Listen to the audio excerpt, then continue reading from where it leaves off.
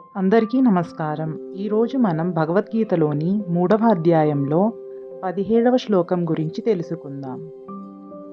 యస్త్వాత్మరతిరేవ స్యాత్ ఆత్మతృప్తశ్చ మానవః ఆత్మన్యేవేచ సంతుష్టస్తస్య కార్యం న విద్యతే.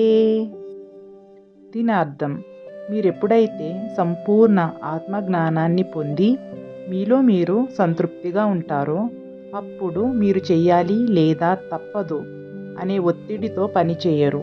మీ పనులు బాధ్యత నుండి కాకుండా మీ సహజ స్వభావం నుండి ఉద్భవిస్తాయి. హరే కృష్ణ.